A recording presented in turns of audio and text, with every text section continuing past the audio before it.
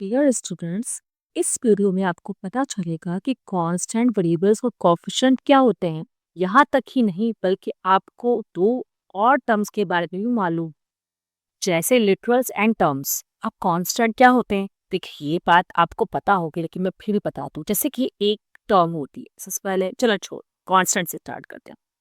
0 से लेकर 9 तक के नंबर कांस्टेंट्स कहलाते हैं। आप कैसे कांस्टेंट कहलाएंगे, जैसे फॉर एग्जांपल मैंने लिखा 6, ठीक है, तो 6 एक कांस्टेंट नंबर है। क्यों? जैसे कि आप कहीं भी चले जाओ भाई, $6 हो सकता है, 6 रुपी हो सकता है, बट 6 इज कांस्टेंट, ठीक है। अच्छा, 6 नंबर को 6 ही पढ़ेंगे लोग, इस तरह 7 नंबर को 7 ही पढ़ेंगे लोग। अभी भी समझ में नहीं आया, चले थोड़ा वेरिएबल पढ़ते हैं। वेरिएबल्स क्या होते हैं? वेरिएबल्स होते हैं एक्स वाई जेड। नहीं, वेरिएबल्स होते हैं एनी वेरिएबल, मतलब A to Z। ये भी नहीं, एक्चुअली वेरिएबल्स वो होते हैं जो कि चेंज हो जाएं। उनको हम रिप्रेजेंट करते हैं A से Z पे, किसी भी सिंबल में रिप्रेजेंट कर सकते हैं। अब चेंज होने से क्या मतलब है कि चेंज हो जाएं, जो चेंज हो सकते हैं, जो फिक्स नहीं होते हैं, वो वेरिएबल्स होते हैं।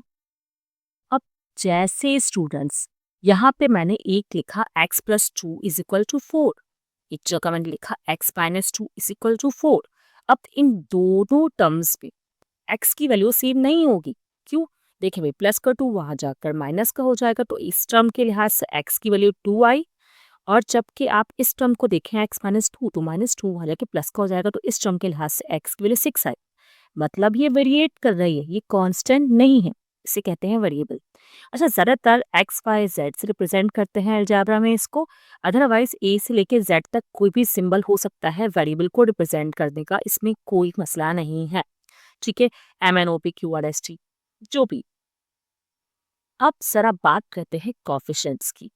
एक्चुअली कोफिशिएंट्स क्या होता है, जैसे फॉर एग्जाम्पल मैंने एक वैल्यू लिखी 3x+3, ठीक है।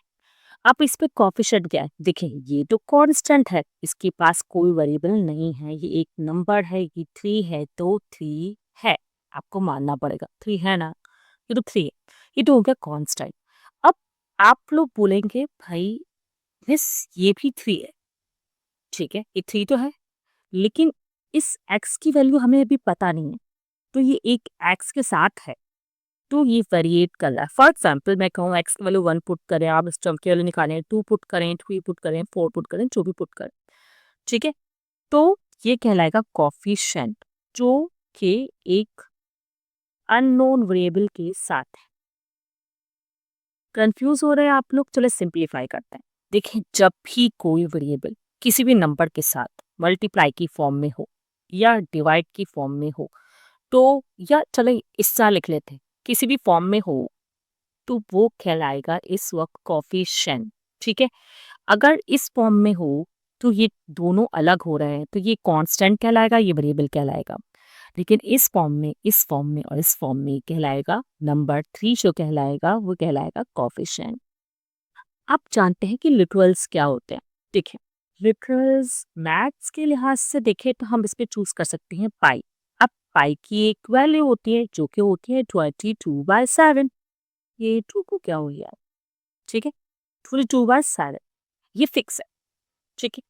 जब इस कभी जैसे किसी पाई ने, या हम किसी और नंबर की बात करें जिसकी एक वैल्यू हो जो कि फिक्स हो, तो वो लिटरल्स कहलाता है। अच्छा, एक और चीज बताती, नहीं समझ में आ रहा होगा तो, जैसे कि 4 है और x² है, y है, ठीक है, और साथ में है -3y या z जो भी, और अब इनकी एक वैल्यू दे दी गई आपको कि x की वैल्यू 1 है, y की वैल्यू 2 है और z की वैल्यू 3 है। तो अब जो है ना, ये वेरिएबल्स नहीं रहेंगे। जब आपको किसी वेरिएबल की वैल्यू दे दी जाए, ठीक है, तो इस टाइम पर ये बिहेव करेंगे लिटरल्स। जैसे कि एक ये वेरिएबल है, इसकी वैल्यू दे दी गई है, तो ये क्या है, लिटरल। जैसे एवोगाड्रो नंबर Na है, उसकी वैल्यू दी हुई है 6, मतलब मालूम होती है 6.02 एक्सपोनेंशियल 23, तो क्या कहलाएगा, लिटरल।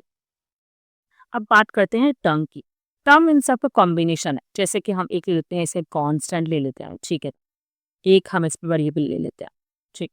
अब आप सोचेंगे भाई कोएफिशिएंट अलग ले लें, नहीं नहीं, कोएफिशिएंट तो वेरिएबल के साथ ही होता है। तो फॉर एग्जांपल मैं ये कोएफिशिएंट ले लेती, तो ये कहलाएगी टर्म। इसमें कितने टर्म है आप बताएं?